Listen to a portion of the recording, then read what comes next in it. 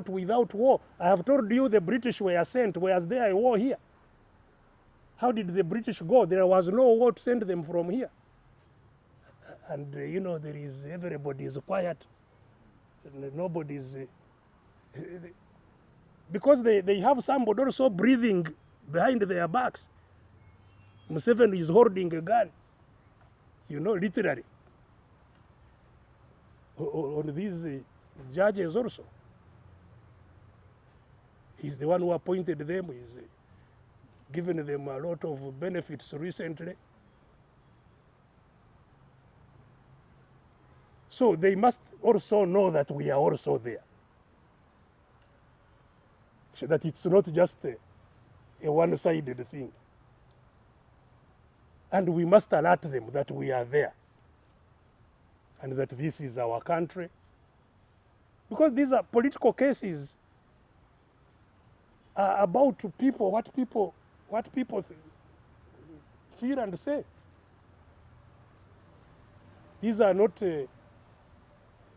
cases of, demarcating boundaries or whatever. These are cases of opinions of people. Because Mr. Museveni is trying to say that I was validly elected. So, it's important that even as the court process is going on, we, the citizens of Uganda,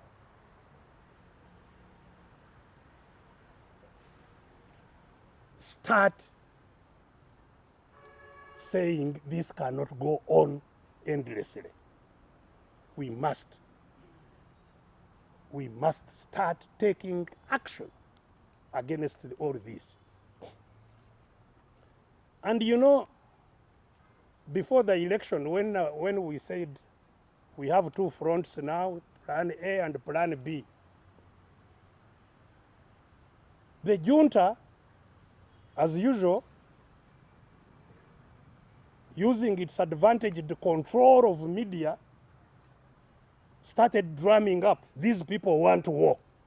They want to take the country to war.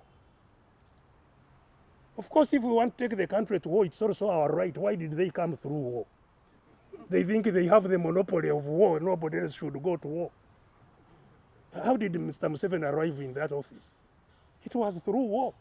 And so he thinks everybody has no right to war. All Ugandans have a right like he has. But we have been extremely clear, right from the word go, that our option, Plan B, is non-violent. We have been abundantly clear. And not because we fear war, no. I have been through it.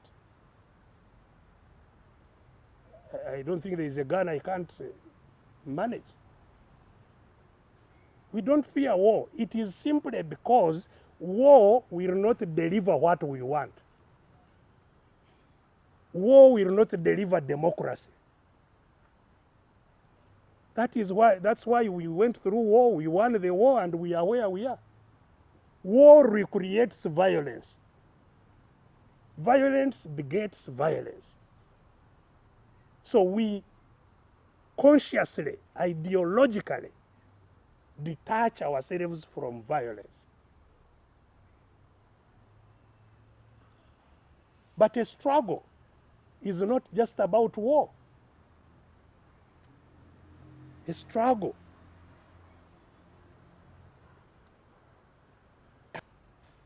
just ordinary people organizing. Have you read about the Augustine Kamya movement?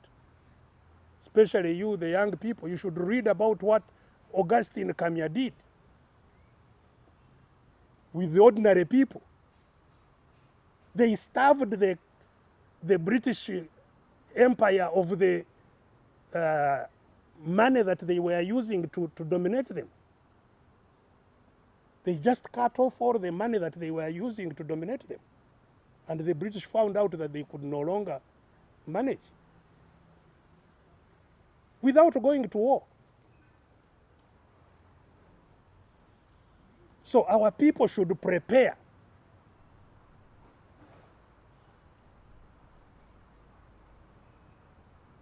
to stop any cooperation with the tormentors. How would these soldiers live here in Kampala all this time if our people refuse to give them food? And it's possible. Our people, if they are organized, they can refuse to give them food. And our people should start organizing to do so.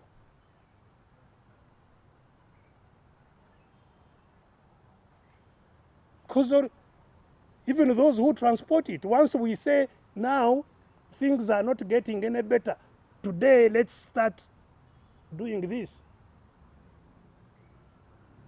I want to hear whether people are ready to free themselves. If they are ready to free themselves in 2 weeks, 3 weeks, they will be free. People can be free. These soldiers, they just need to be hungry 2 nights. They will be the ones who will chase Museveni without, even he won't gather his belongings.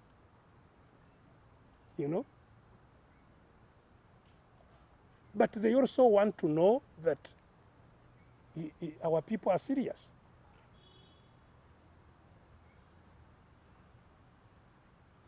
So today, we wanted to review what happened in the election. I have told you that we are all working together and making every effort to work together under the unity in diversity.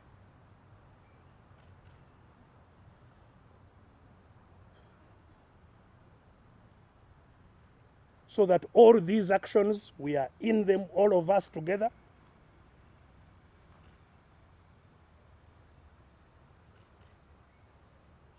We have put on notice those who are terrorizing our citizens to not only stop, but to immediately release all those they are holding.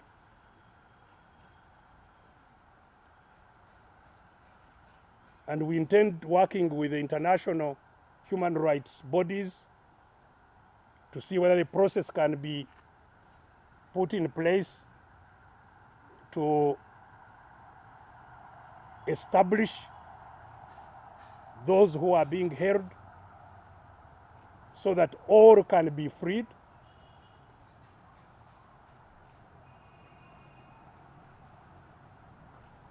We want to see what happens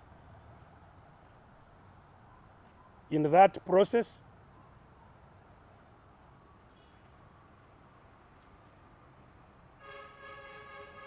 We are having further consultations within this week.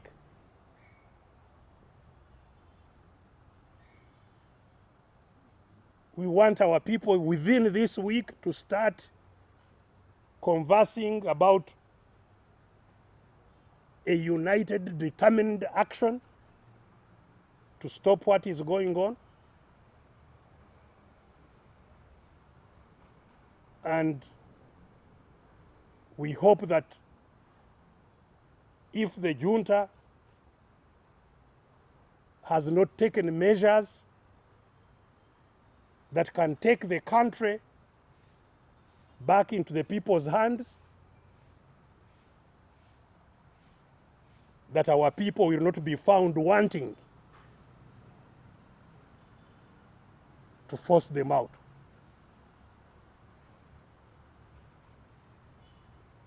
The details of what we need to do when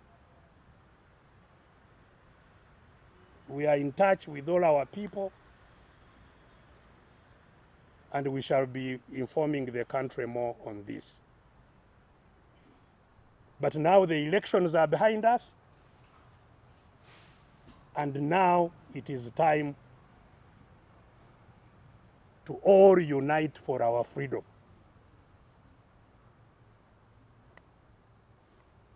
Mr. Museveni is going to be working overtime to show everybody to 2026. That's what happens after they have done the kind of crimes they have done. They start saying there is now 2026. Who will be the candidate now in 2026? They start creating a debate to divert everybody from what is going on. I hope that this will not be allowed in the water this time.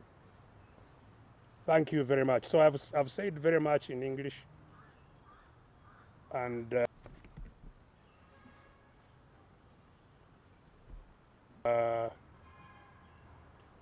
ate nga kubadde kulonda kwa mutawaana ennyo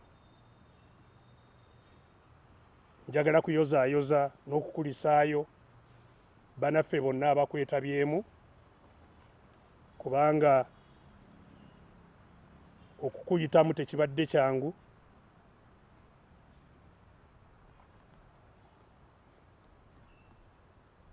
Wabaddewo obulabe bwa mirundi ebiri obw'amaanyi. Okusooka munduzi oyo atayagala kuva mu ofiisi ku mulundi guno ng'ategedde nti abantu beeyongedde nnyo okumukyawa,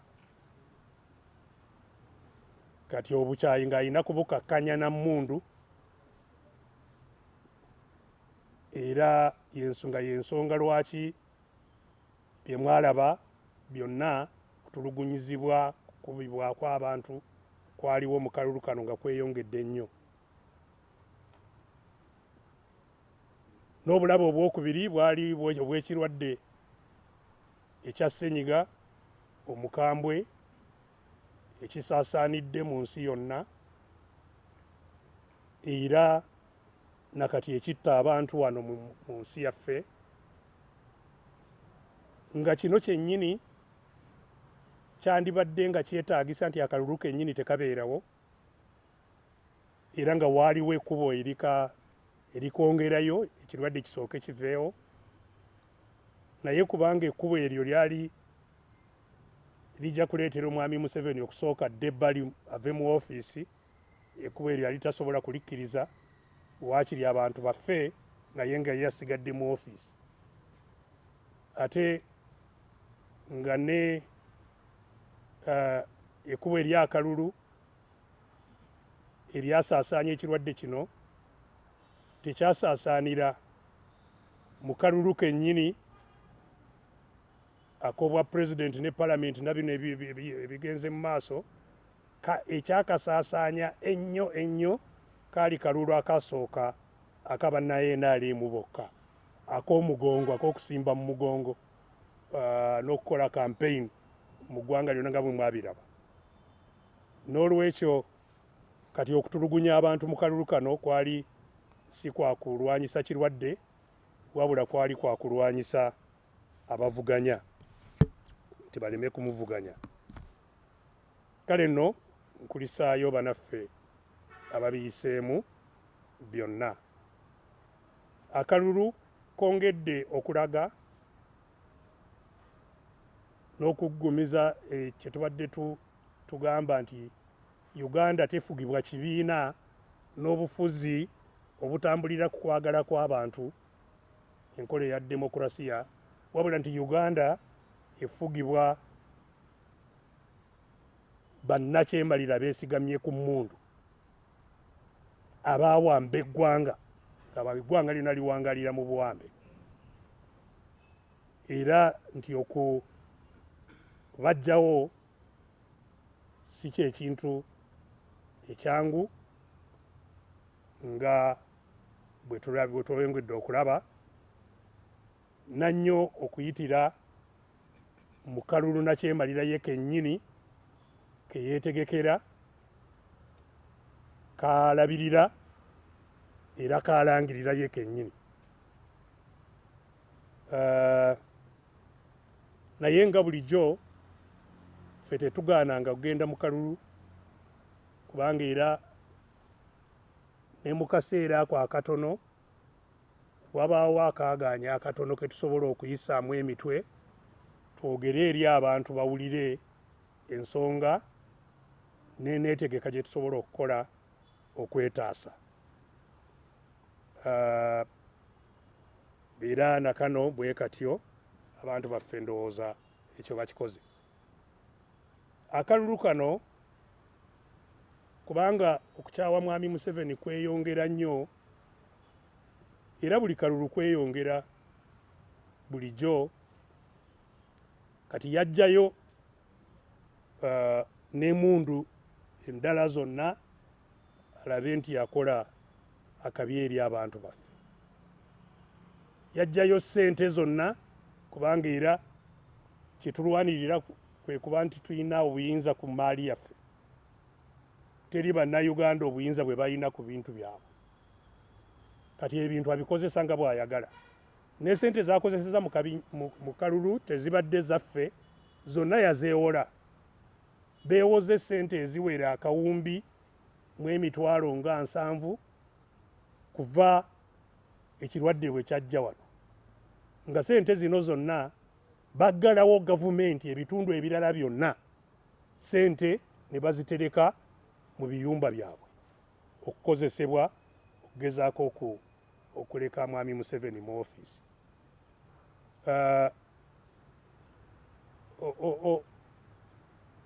Olwaleero eggwanga lyonna liri mu bulumi olw'ekyo kuba nti ebitundu bya gavumenti ebirala byonna byayimirizibwa. Local government zonna teri alina ssente ne10 bazisalako.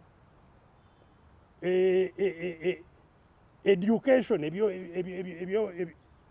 ebyobuyigirize byonna byasalibwako. Nakati abaana bali waka mwaka mulamba. Ssente zonna n'ez'emirimu emirala gyonna ze baapanga zikozesebwe okugulirira okulaba nti mwami Museveni asobola kusigala mu ofiisi n'okuyamba kutambuza ab'amagye bano kubaliisa kukola ki kulaba nti batulugunya buli kintu kyonna ekitambula basobole okubeerawo. So embeera gye twesangamu kati nga tuvudde mu kalulu yeeyo ey'abantu okusanga nga tebalina kintu kyonna ate tebalina na ssuubi lyonna. Olutalo lwe tulwana n'olwekyo lutalo lwa kununula obuyinza bwaffe obwa buli omu nga munnansi munnayuganda citizen. Kye tulwanako kwe kubeera n'obuyinza obusalawo ku bugagga bwaffe, obuyinza obusalawo ku ngeri ki gye tufugibwamu n'ani atufuga, obuyinza obusalawo ani amutuufu ani mukyamu mu bikolebwa byonna, justice. Obuyinza obwo n'olwekyo tebutwawulamu mu bibiina, ffenna tunyigirizibwa kye kimu. Kobe wa kibiina ki, kobe wa kibiina ki, engeri gye tunyigirizibwamu y'emu, n'atunyigiriza y'omu. N'olwekyo olutalo lwe tulwana lulimu enjuyi bbiri zokka, abanyigiriza n'abanyigirizibwa. Era nga ne bwe tuba nga tugenda mu kalulu kyandibadde kirungi ensonga eyo tube nga tugijjukira nga tugitambuza mu mbeera zonna ze tuba tulwaniramu. Kati kalulu olutalo olwo era lwe tulina okulwana.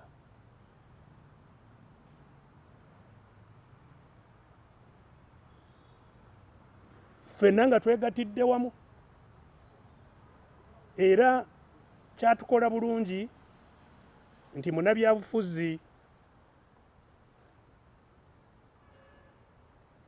atusingako ku myaka n'obumanyirivu ow'ekitiibwa Paulo Ssemwogerere yatuteekerawo omugendo ffenna mwe tutambulira ab'oludda olwagala okwenunula oguyitibwa unity in diversity.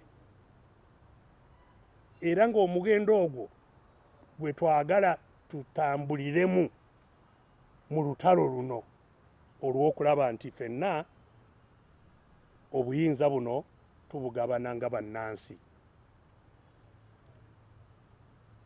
n'olwekyo ebikolebwa byonna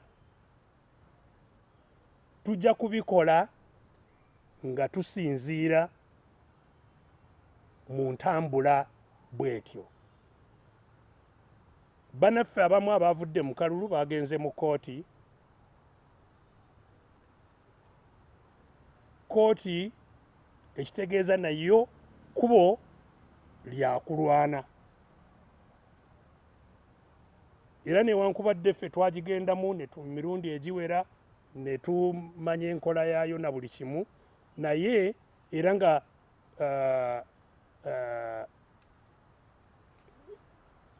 kkooti eringa ebitongole ebirala nayo ekkolera mu mbeera nzibu nnyo, naye kkubo ng'akalulu ke tuyiseemu ketugendamu nga tumanyi nti kalimu emitaawaana mingi, naye ne tukagendamu tubeemu namwo kye tujjamu. Ne kkooti bw'etyo. N'olwekyo abagenzeeyo bw'oba olina bujulizi obubayamba bubawe batambule babutwale eyo. Naye n'ekyo nga kigenda mu maaso, naffe abantu eno wabweru wa kkooti kirungi nnyo tumanye nti kitukakatako okubaako kye tukola okulaba nti embeera yaffe ekyuka. Kubanga bwe ngambye bino birala byonna babifuga, naye ffe teri kitufuga ekitugaana kukola ebirala bye twagala. N'olwekyo ffe abasobola okubaako kye tukola ne twetaasa. Ngambye nti ekyomutaawaana nti embeera nga njagala kubajjukiza nti abaali bafuzi bakozeemu omulimu ogw'amaanyi. N'olwekyo kino kye tugezaako okutegeeza eggwanga lyaffe si kipya. Museveni talina na mmundu mpya z'akozesa, byonna bikadde bali bye baakozesa edda ebitakyali bya mulimu byakozesa wano. Ebimotoka bimamba bino bikadde bya South Africa, ba South Africa bye baakozesanga okutulugunya abaddugavu bye bamusuulira wano atiisatiise ffe. Kale oba twawangula muzungu azikola, ate bano tuleme kwenyooma, tumanye nti kisoboka era nti tetulina na kugenda mu lutalo ng'olwamuleeta. Kubanga bwe tubadde twogera ku pulaani B abamu nga balowooza titwagala lutalo, ne gavumenti yennyini n'ekiteekamu amaanyi bano baagala kutuzza mu ntalo. Nedda, tusobola okwerwanako nga tetuyise mu lutalo, era ffe tetukkiririza mu lutalo naate kubanga tetutuusa ku kye twagala eky'enkola eya demokulasiya. Ffe abamu twaluyitamuko tukimanyi terutuuka ku kye twagala.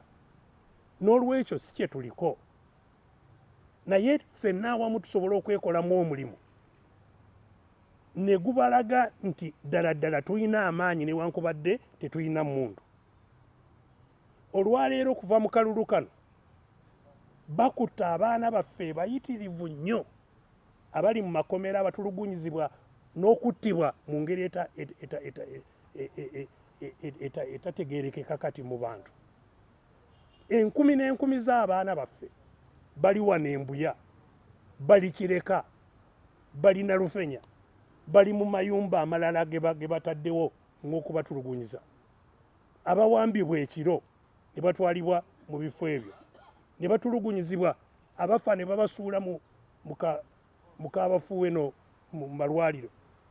Oli bw'aba talina mutegedde ne baziika mu ggwanika. So embeera eyo egenda mu maaso, tetusobola kugireka nti egende mu maaso. Abantu batidde, gwe baagala gwe batwala, gwe baagala okutta gwe batta, embeera eno ffennyini abalina okugiyimiriza. Era kye tutandika olwaleero lyekubo eryo ery'okugamba nti kino kirina okukoma. Kirina okukoma. Abantu baffe balina okuteebwa, n'obuyinza bwaffe bulina okuteebwa.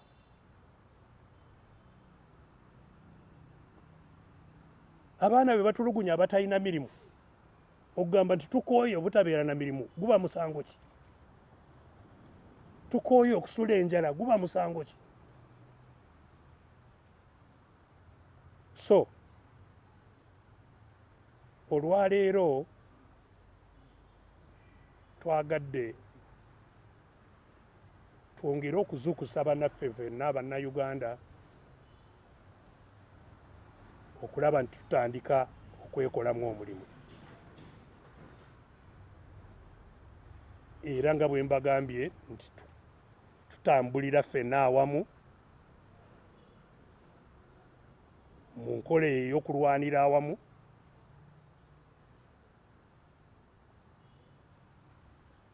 twongera okutegeka kwetegeka eno wansi, kubanga ekintu kyonna okukolebwa ne kituuka wala kirina okutegekebwa wansi. Nsaba bannayuganda bonna okulaba nti enneetegeka eyo baginyweze. Bano abatulugunya ne bwe kubagaana kubawa emmere yokka ebaleetera okubanga embeera ebakyukako, ate nga abantu baffe bakisobola. Mu wiiki 2 wiiki 3 ojja kusanga embeera nga ndala, naye bwe tunaatuula nabo nabagenze mu kooti abalamuzi banaawulira ki nga eggwanga lyonna tewali agamba nti mwatukoze bubi, teri alaga butali bumativu nti embeera eno si nnungi. N'abalamuzi bajja kukola oli eyabateekawo kyayagala. So kano ke kaseera k'okulaga nti teri business as usual. Tetusobola kugenda mu maaso nga bw'obadde okola ng'otta ng'olinnyirira ng'okola ky'oyagala. Neera nga tusobola kukikola nga tebalabye gwe bakuba tiyagaasi. Era ne tiyagaasi tetwagala abantu baffe babakube tiyagaasi. Kisoboka. Bw'obeera ewuwo n'ogaana emmere okufuluma, ani anakukuba tiyagaasi? Tofulumiza emmere gy'anaagenda okulya gy'ekukuba. So tusobola okwekolamu omulimu ogubalaga nti eggwanga terijja kugenda mu maaso nga bwe baagala. Wabeewo embeera endala eyamba. Era mu unit of diversity eyo gye twogerako, olutalo lwaffe lwonna luggukira mu kulaba nti waliwo transition kuva mu bufuzi bw'emmundu kudda mu bufuzi bwa demokrasiya. Tulwanirira okulaba nti wabaawo transition.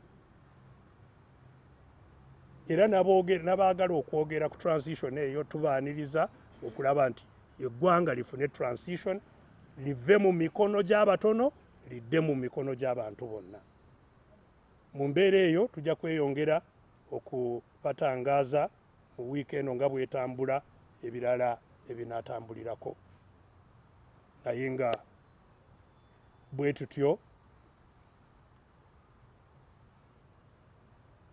tetujja kutuula, teri kutuula. Eggwanga tulyetaaga, nalyo litwetaaga. Mwebale nnyo, mwebalire ddala. Teririna nsalo nti likoma Busia, likoma Eregu. Eddembe ly'obuntu lya buli omu yenna, era kikakata ku buli omu okulaba nti yenna eddembe lye gwe ligibwako addamu n'alifuna. So abatulugunya abantu mu mawanga amalala kitukwatako ffe wano, tulina kuboogerera. Naffe bwe tubanga tutulugunyizibwa, abalala kibakwatako era balina okubaako kye bakola. Ate tekikomaawo wokka, waliwo n'amateeka agakifuga, waliwo n'endagaano ezaakolebwa. Kati nga wano mu East Africa, amawanga 5 ageegattira mu East Africa gonna gavunaanibwa okulaba nti mu mawanga ago gonna temuli atulugunya bantu baffe. Bwe wabaawo atulugunya abantu baffe mu Tanzania, kitukwatako okusituka. Kati bwe wabanga ffe tutulugunyizibwa tekisobola kutukola bulungi okuwulira ng'awalala wasirifu ate nga waliwo obuvunaanyizibwa bwe balina mu tteeka nabagambye constitutive act etteeka eritugatira wamu mu east africa lirambika bulungi obuvunaanyizibwa obwo etteeka eritugattira ffenna awamu mu africa african union ffenna nga twateekako emikono ne uganda balina obuvunaanyizibwa obw'okulaba nti ebigenda mu maaso wano kuwamba abantu ekiro n'obatta n'obatulugunya n'obasiba gye batabata awatamanyiddwa n'okola fujjo lyonna ly'okola n'obba obululu nga bw'oyagala n'olangirira by'oyagala ebyo byonna waliwo obuvunaanyizibwa mu bitongole ebyo obw'okulaba nti tebigenda mu maaso n'olwekyo tubakoowoola bukoowozi okutuukiriza obuvunaanyizibwa bwabwe baveeyo balage nti kino kikyamu era ne babeeko kye bakikolako n'amawanga amalala magatte gonna kano ke kaseera ka action sikabi kwogera ka action nalabye makya ga leero nti abazungu aba European Union baambasada ba European Union babadde bagenze kukyalirako Honorable Kyagulanyi kirungi kulaga okunyolwa kwabwe naye ekyo tekimala twagala wabeewo ebikolebwa si byakwogera naate ekyokulala sente zino zonna ezisasula abasiri babaddewo ekirala oza kyekyo